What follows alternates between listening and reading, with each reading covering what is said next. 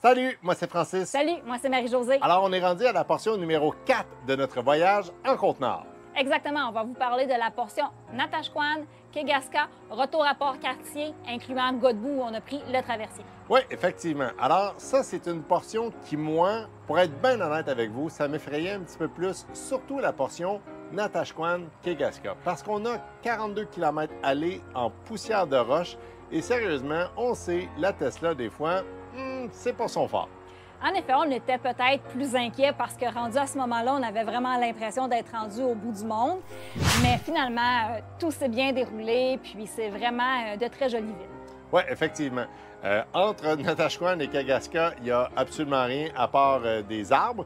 Les paysages sont très, très beaux. Les résidents disent un peu le contraire parce que malheureusement, il y a la tordeuse d'épinette qui fait des ravages dans les forêts.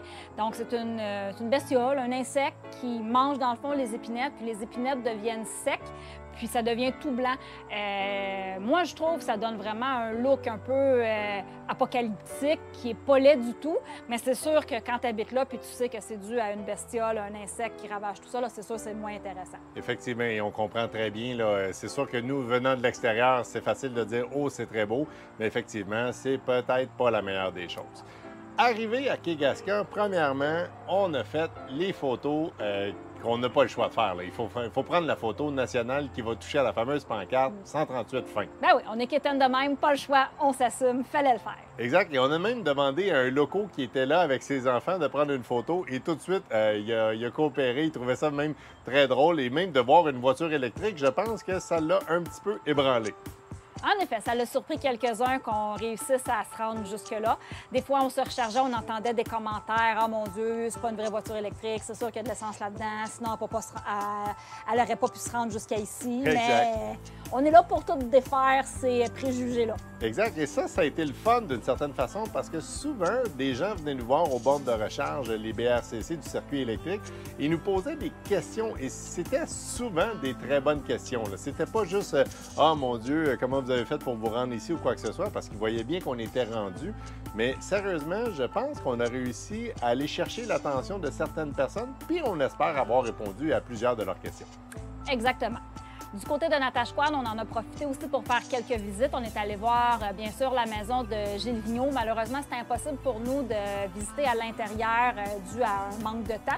Mais on est passé à côté. On est allé voir les fameux galets, qui sont les petites maisons sur la plage de Natashquan. Puis, fait intéressant, l'eau à Natashquan est chaude. Oui, effectivement. On aurait pu se baigner et l'expression « on » exclut la personne qui parle parce que si vous n'avez pas compris que moi, j'ai énormément de misère à avoir du sable entre les pieds, ça va commencer à rentrer tranquillement. Mais c'est super beau, ces belles petites maisons-là, et on ne peut pas les visiter. Là. Juste en passant, c'est seulement que des photos qu'on va faire à l'extérieur. Mais il y a comme un petit boardwalk, qu'on peut dire, qui traverse la totalité de ces maisons-là, et c'est vraiment très beau. En effet, puis du côté de Kegaska, bon, c'est certain que c'est pas l'endroit où il y a le plus de choses à visiter. On est tout de même allé voir l'épave du Brion qui est sur les berges du fleuve. Exact. Et il y a un beau petit quai aussi à Kegaska. On va vous montrer quelques photos de loin. Mais cette journée-là, elle était très complète. Fait qu'on n'a pas passé énormément de temps. Je vous dirais qu'on a peut-être passé une heure et demie seulement à Kegaska parce qu'on voulait revenir à Natashquan assez rapidement. Parce qu'en plus, on a appris des choses. C'est que dans le secteur de Natashquan, le lundi et le mardi, les restaurants sont pas toujours ouverts. En effet, le lundi, les restaurants sont souvent tous fermés. Et moi, j'ai un gros coup de cœur pour nos hôtes à l'auberge La Cache, à Natashquan. Vraiment, ça a été mon coup de cœur, mon endroit préféré. Les employés de cette auberge-là étaient super sympathiques. On a mangé de la bonne bouffe maison. C'est 5 étoiles, j'ai rien à redire. Vraiment, là, une place charmante. C'est une place à aller si vous allez à Natashquan. Ah oui, on a été accueillis là, vraiment numéro 1. Puis en plus, petit fait cocasse, que quand je suis arrivé, j'ai demandé s'ils avaient des bornes de recharge. Et je vous jure, la dame, elle a dit « Non, mais je peux te sortir une extension si tu veux. » On ne l'a pas fait, on n'en avait pas besoin parce qu'on était très proche d'une borne de recharge. Mais c'est à vous prouver à quel point ces gens-là sont dévoués pour leur travail et adorent leur clientèle. Tu vois, moi, je pensais que c'était pas ça que tu allais raconter. Ah non? Moi, je pensais que tu allais raconter le moment où tu t'es encastré dans le lustre. Ah oui! Ça va manger. Oui, je pense que cette maison-là n'a pas été construite pour des gens de 6 pieds 6 et plus. Je filmais et on va peut-être vous le mettre là, parce qu'on l'a sur vidéo. J'étais en train de filmer la salle à manger et je suis rentré tête première dans le lustre, mais violemment.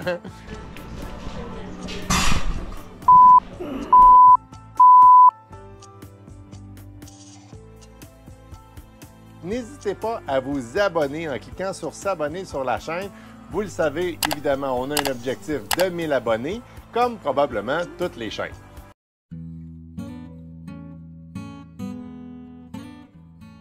Nous quittons Havre-Saint-Pierre et voici une petite statistique. Nous avons rechargé sur des bornes de niveau 1 et niveau 3 pour un coût total de 9,84 $ en 1h50.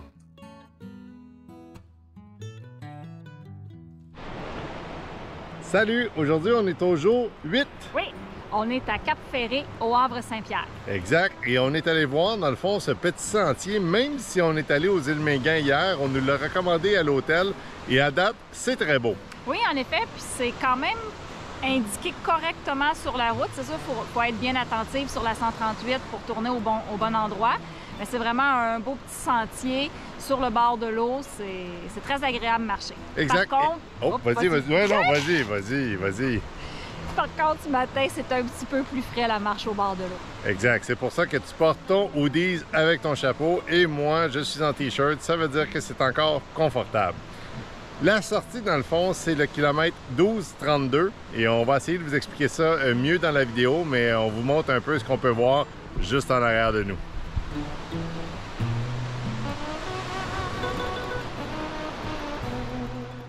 La journée est tout simplement magnifique. La température approche les 15 degrés, ce qui est parfait pour un gars comme moi qui a toujours chaud et parfait pour que Marie-Josée puisse sortir son hoodies. Nous sommes arrivés très tôt le matin car nous voulions profiter du bruit des vagues que nous offre la mer. Dans plusieurs sentiers que nous avons faits auparavant, nous vous avons conseillé de bons souliers ou des bottes de marche, mais ici, ce n'est vraiment pas le cas. Une bonne sandale ou même pieds nus serait possible. On nous avait dit que les paysages étaient très ressemblants aux îles Mingan que nous avons visitées la veille. Je peux très bien comprendre la comparaison. Par contre, si vous voulez voir des monolithes de plus proche, je vous recommande fortement la croisière. Je décolle le drone car plusieurs youtubeurs parlaient d'une petite chute et nous étions rendus au bout du sentier et aucune chute en vue. Mais que se passe-t-il? Et c'est normal car la petite chute, et j'ai bien dit la petite chute, est sous mes pieds. C'est exactement ce que j'aime des prises de vue via un drone. Avec la vue du drone, on aperçoit les fameux monolithes qui ressemblent énormément aux îles Mingan. Mais c'est pas tout le monde qui a un drone sous la main. Le point de vue est tout simplement spectaculaire. On remarque les parois qui sont très friables, mais je vous rassure, c'est vraiment pas dangereux si on reste pas trop sur le bord. Je me suis vraiment amusé avec notre compagnon cinéaste, car depuis plusieurs jours, le vent n'était pas favorable pour voler. Mais ce matin-là, oh que oui! On remarque que la clarté de l'eau est tout simplement incroyable le long de la berge. Je commence à devenir un pro des images aériennes. Qu'en pensez-vous? Bon, nous avons assez d'images, nous avons aussi une très grosse journée, on atterrit et on repart.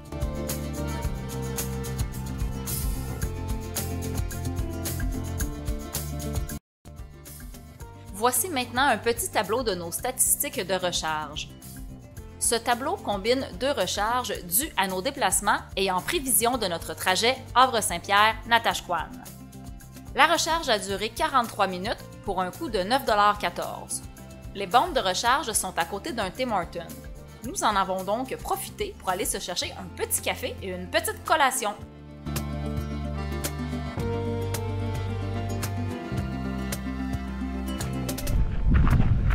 Ça y est, chérie, on est rendu au bout de la route 138 à Kegaska. On l'a fait, toute la 138, pas une goutte d'essence. Exactement. Fait qu'on va tout vous donner le bilan. Évidemment, on va revenir aussi. On va attendre que la voiture passe. Parce qu'ici, les voitures, c'est des 4 roues. C'est une super belle route pour arriver jusqu'à Kegaska. On va vous faire le topo dans des futures vidéos là, de tout ce qu'on a vu, tout ce qu'on a fait, le coût des charges, les arrêts, puis toutes des affaires bien intéressantes. Exact. Fait qu'on va montrer la Tesla. Elle s'est rendue. Sainte-Sauve. C'est réussi. À Kegaska se trouve une épave échouée, le Brion. Nous avons décidé d'aller la visiter. Nous vous conseillons fortement de vous stationner dans le stationnement en face de l'église, de l'autre côté de la rue, et de faire le reste du trajet à pied. Nous avons croisé un van life qui, lui, a décidé de faire le trajet en véhicule jusqu'au lieu de l'épave. À voir l'état de la route, nous ne vous conseillons pas de la faire en voiture, surtout si vous avez une berline. Mais bien sûr, cela reste à votre discrétion. La vidéo ne démontre peut-être pas assez bien l'état réel de la route. La marche est d'un peu plus d'1 kilomètre pour se rendre à l'épave. C'est une marche qui se fait très facilement. On sort des routes de terre pour arriver à un petit quai qui nous mènera sur le terrain rocheux aux abords du fleuve. Au loin, nous commençons à apercevoir l'épave. Le Brion est un bateau-cargo en provenance des îles de la Madeleine qui s'est échoué sur les roches plates du village de Kegaska en 1976. Un sentier parcourt la lande et des tables à pique-nique sont présentes. Il y a aussi un sentier de 4 roues qui permet de s'aventurer un peu plus loin sur la pointe, mais nous ne l'avons pas essayé. Il est possible, en restant sur les rochers, de faire le tour de l'île jusqu'au quai. Vous ferez alors une boucle qui vous ramènera à votre point de départ. On vous conseille de rester sur les sentiers si vous ne voulez pas vous retrouver avec les pieds mouillés. Le lieu est plutôt humide. Nous avons pris le drone pour aller voir de plus près l'intérieur de l'épave, et non, pas de trésor caché en vue. Du haut des airs, nous voyons bien la lande, les rochers et le fameux van life dont je vous parlais tantôt. À notre retour de Kegaska, nous avons décidé de recharger la voiture immédiatement, car nous étions trop tôt pour l'arrivée à l'auberge. La vidéo ne représente absolument pas la saleté de mes mags de ma voiture et je vous confirme que le blanc n'est pas un blanc d'usine pour ces mags. L'auberge de l'extérieur est vraiment superbe. Bien hâte de voir l'intérieur. Nous avons la plus petite chambre située à l'extrémité droite. Un petit abri extérieur avec foyer nous a permis en fin de soirée de rencontrer des gens vraiment gentils venant eux aussi de la rive-sud de Montréal. En entrant dans l'auberge, on se sent déjà chez soi. Un beau petit salon est disponible en rentrant à droite. Ce petit salon a 2 utilités. La première option, c'est un salon. Et la deuxième, c'est la salle d'attente quand la salle à manger est à pleine capacité. La cuisine est très propre et nous allons aussi tester ce soir le bon club sandwich qui était sur le menu. Et n'oubliez pas d'apporter votre boisson. Après avoir fait la connaissance avec le lustre et les propriétaires, nous montons à la chambre vue sur la mer, notre chambre numéro 5 pour ce soir. Nous avons bien ri au niveau de l'explication pour l'air climatisé. Vous devez simplement ouvrir la fenêtre. Une belle chambre bien aménagée avec un lit double, un réfrigérateur, un téléviseur et une fan au besoin pour les soirs plus chauds. Que dire de la salle de bain autre qu'elle était très fonctionnelle? Je vous rappelle que c'est le coup de cœur de Marie-Josée.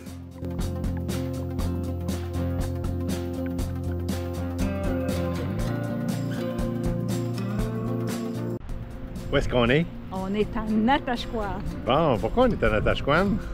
Parce qu'on dort là. Ah, OK. On est allé faire un petit tour à Kegaska. Pour ceux qui aiment la poussière, je vais vous montrer ma voiture. Ça paraît peut-être pas super bien, mais je crois que mes mags noirs sont rendus blancs. En effet, c'est une route de gravel sur environ 40 km. Exact. Fait qu'on est allé toucher à la ligne de la 138 comme on voulait faire. Fait que là, on est en train de profiter de notre dernière journée avant le retour, mais on n'a pas terminé notre périple parce que là, demain, on s'en va à Port-Cartier. En effet, demain, on retourne à Port-Cartier une nuit pour ensuite se rendre à Godbout pour le traversier vers Matane. Puis on passe une journée en Gaspésie, puis après, retour à la maison. Exact. Fait que suivez-nous encore. Il en reste encore un petit bout. Allons maintenant faire un tour près du fleuve à Natashquan. Sur le bord de l'eau se trouve ce qu'on appelle Les Galets. C'est comme un petit village dans un village. Les Galets est classé bien culturel par le gouvernement du Québec. Cela désigne l'île de Pierre, mais aussi les hangars de pêcheurs. Ces hangars, qui ont été restaurés, sont présents depuis 150 ans. C'est un beau souvenir de la vie des ancêtres de ce coin de pays, alors que la pêche à la morue était un important gagne-pain à Natashquan. Un petit quai longe ces petites maisons, mais il est impossible d'entrer à l'intérieur. Nous avons été très surpris de voir beaucoup de personnes se baigner dans le fleuve. Je me suis dit qu'il y avait sûrement une bonne raison. Et oui, à notre grand étonnement, l'eau est relativement chaude. Sur notre chemin, nous croisons la maison natale de Gilles Vigneault. Ce poète et auteur de contes et de chansons est né ici à Natashquan en 1928. Pour votre information, le café bistrot L'Échourie offre une belle terrasse avec une vue sur l'eau si vous avez besoin de faire une petite pause. Plus bas sur la route, vous trouverez la coquette boutique souvenir, un air de Parisis. Une grosse journée de route nous attendait. Nous sommes partis de Natashquan vers Port-Cartier pour un total de 429 km. Vous comprendrez que nous n'avons rien visité sur cette partie car nous l'avions déjà fait à l'aller. Nous avons arrêté notre choix sur l'hôtel Le Cartier. Une belle grande chambre avec un lit queen et une salle de bain fraîchement rénovée nous attendait. Plusieurs nous ont demandé si nous étions préparés pour notre entrevue radio. Bien sûr! Ben voici notre préparation pour l'entrevue. On a eu des idées de questions, fait qu'on s'est préparé en conséquence. Et vous allez voir que tous nos chiffres sont calculés.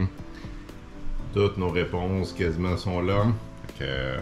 On a bien hâte de voir ça. Ça va être dans quelques minutes. On est à 30 minutes avant l'interview. On vous donne un peu plus d'infos tantôt. Salut!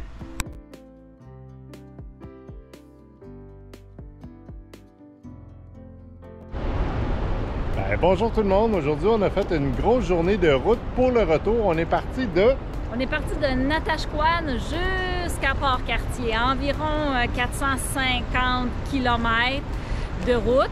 Puis on est présentement au parc de la Taïga à Port-Cartier. Exact. Et pour la première fois, on a rencontré plusieurs Tesla sur le chemin pendant qu'on a arrêté de dîner. C'était vraiment drôle d'avoir des discussions de Tesla aussi loin. Aujourd'hui, ben c'est ça, on est au Taïga, c'est super beau. On vient d'arriver, fait qu'on a très peu, mais je peux vous montrer juste un petit aperçu. Il y a une super belle chute qui s'en vient. À Port-Cartier, nous avons découvert le parc de la Taïga. Ce parc est situé en plein centre de la ville. Les sentiers longeant la rivière aux Rochers sont faciles et font un peu moins de 2 km. Plus précisément, ce parc est situé sur l'île Patterson. On se promène dans la forêt boréale et un belvédère naturel nous permet d'avoir une très belle vue sur la chute de la rivière aux Rochers. Plusieurs tables à pique-nique sont présentes. Vraiment un très bel endroit pour prendre un petit lunch. Décidément, on oublie très rapidement qu'on est au cœur de la ville. On dit que ce parc est l'endroit parfait pour les amateurs d'ornithologie. Plusieurs cabanes à oiseaux sont présentes tout le long du sentier. Vous remarquerez peut-être en vous promenant des fosses le long des sentiers. En effet, il y en a un total de 12 et elles sont utilisées par les pêcheurs de saumon. Le sentier est ouvert à l'année et le stationnement est gratuit. Nous avons ensuite traversé à l'île McCormick où se trouve une petite plage. On peut s'y rendre à partir du stationnement du café-théâtre Graffiti. C'est vraiment très facile à trouver.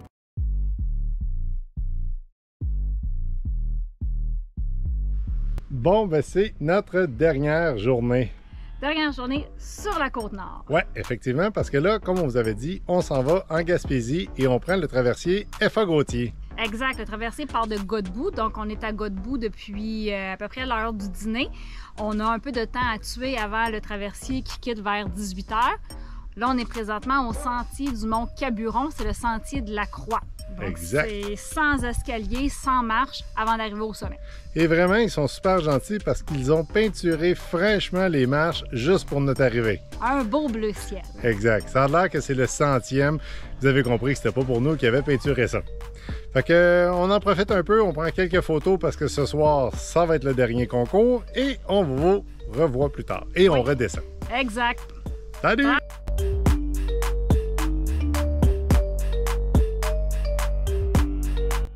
Nous avons décidé de faire un arrêt au Centre d'interprétation des oiseaux de proie de Godbout. Laissez-moi vous parler du mandat très honorable de cet endroit. C'est un organisme à but non lucratif qui a été fondé en 2016. Il a pour mission d'accueillir des oiseaux de proie qui ont des handicaps permanents et qui sont dans l'impossibilité de retourner vivre en liberté. Les oiseaux proviennent donc de différents endroits au Québec et sont là pour différentes raisons. Les enclos sont adaptés à la réalité de chaque oiseau afin de pouvoir assurer leur bien-être. Une dizaine d'oiseaux étaient présents lors de notre visite. Le tour des enclos se fait rapidement. Au devant de chaque enclos, vous trouverez de l'information sur l'oiseau présent, son nom, son âge et la raison de sa présence au refuge. Il est indéniable que les employés sont amoureux de leur métier et amoureux des oiseaux. Ils sont très connaisseurs et sont là pour nous apprendre plein de choses. Allez à leur rencontre, vous ne serez pas déçus. Il en coûte 10 $ par personne et vous aurez la chance de voir des arfans des neiges, des buses, des grands-ducs, des urubus, une pigargue à tête blanche et plusieurs autres espèces. Nous avons bien pris le temps de recharger la voiture avant de monter sur le traversier, le FA Gauthier. C'est possiblement la borne où nous avons eu le plus d'interactions avec des gens qui avaient des questions sur les voitures électriques. Nous avons dû nous séparer, Marie-Josée et moi, pour répondre aux questions et faire une démonstration du fonctionnement de la borne du circuit électrique. Nous sommes vraiment en avance pour le traversier, mais cela était prévu. On aperçoit au loin notre bateau avec aucune mauvaise surprise, ce qui veut dire que le bateau est à l'heure et nous sommes aussi partis à l'heure. L'embarquement sur le bateau est vraiment efficace et très rapide. Nous avions réservé notre passage via Internet plusieurs semaines avant la traversée, mais le paiement se fait à bord. L'intérieur du bateau est vraiment très beau. Nous avons déjà fait une croisière dans le passé et il manque juste une piscine et 2-3 spas sur le pont. On vous fait une petite visite rapide du bateau. La traversée se fait en approximativement 2 heures port à port, de Godbout à Matane. Nous sommes embarqués dans les premiers, donc nous allons débarquer les derniers. Sur le bateau, vous avez énormément de commodités. Une cafétéria, une boutique souvenir, une belle grande salle de jeu pour les enfants et une cantine genre pub. Bon, mais Marie-Josée, c'est vraiment la dernière journée. C'est comme ça que ça se conclut pour la Côte-Nord. On est sur le FA Gauthier. C'est écœurant en arrière, le paysage qu'on a. C'est vraiment très, très beau. C'est tout? Oui, on s'en va à Matane. Qu'est-ce qu'on s'en va faire, Matane? Chez des amis. Chercher des crevettes? Oui. On mange pas de crevettes. Des petites crevettes de Matane. Ah, c'est même pas vrai, ils viennent même pas de Matane. Non, on s'en va à Matane, voir des amis. Exactement. Fait que, écoute, ça va être dans les dernières vidéos qu'on va être sur place. Fait que, j'espère que vous avez aimé et puis on vous dit à la prochaine. On ne peut pas terminer ce beau voyage sans des statistiques, bien sûr, sur les 3213 km total que nous avons parcourus aller-retour. Nous allons donc débuter par les temps de recharge. Le tableau inclut la totalité des bornes, Tesla de niveau 1, 2 et 3, les BRCC et tous les arrêts que nous avons faits pendant nos activités. Nous avons un total de 616 minutes de recharge ou 10h26. Mais combien a coûté tout ça? C'est très simple, on parle d'un grand total de 94,40 pour un aller-retour en Côte-Nord. Quelle belle aventure! Dans le fond, on va dire dans le fond, parce qu'il y a des gens qui nous ont dit de ne pas dire dans le fond. Dans le fond. T'es prête? Vas-y. Et je précise, c'est pas parce que c'est moi qui avais trop de stock qu'on n'a pas voyagé léger. Non, j'avoue, je voyage jamais et rarement léger. Fait que s'il y a des compagnies de valises qui veulent nous fournir des valises plus grosses, plus légères, là, gênez-vous pas.